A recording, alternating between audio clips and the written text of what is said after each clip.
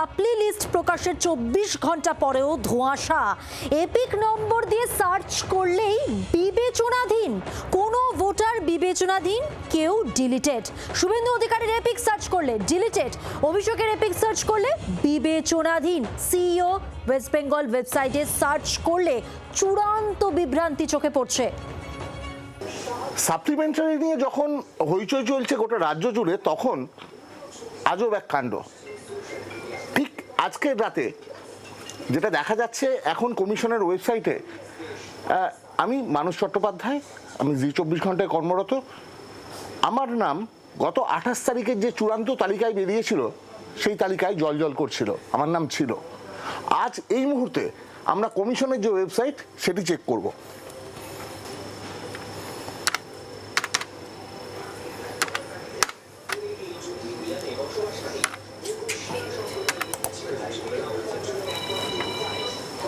আমার নাম হঠাৎ চলে গেল অ্যাডজুডিকেশনের তালিকায়, অর্থাৎ আমার নামটি বিচারাধীন। এবার দেখব আমার আরেক সহকর্মী সাংবাদিক পিয়ালি মিত্রের কি দেখাচ্ছে ওয়েবসাইট।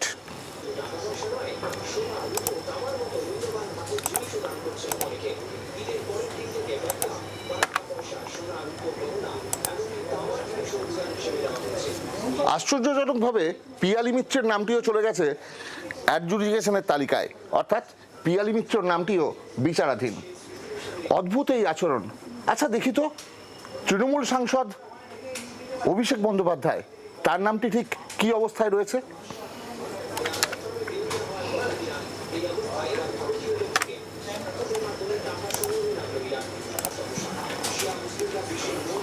অভিষেক বন্দ্যোপাধ্যায়, তার নামটিও বিচারাধীনের তালিকায়, অর্থাৎ অভিষেক বন্দ্যোপাধ্যায় এই মুহূর্তে বিচারাধীন তালিকায় রয়েছেন। অভিষেক বন্দ্যোপাধ্যায় ভোটার লিস্ট, অন্ততপক্ষে কমিশনের ওয়েবসাইট সেই কথাই বলছে।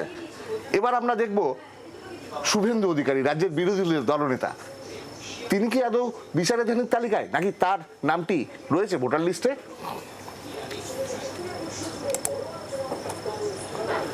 নো রেজাল্ট ফাউন্ড, অর্থাৎ শুভেন্দু অধিকারীর নাম ভোটার লিস্ট থেকে ডিলিটেড। কি আচরণ এই ওয়েবসাইটের! যখন গোটা রাজ্যের মানুষ, বিচারাধীন ভোটাররা যখন জানতে চাইছে তার নাম আদৌ আছে কিনা, তখন ওয়েবসাইট বলছে শুভেন্দু অধিকারীর নাম ভোটার তালিকা থেকে বাতিল করে দেওয়া হয়েছে।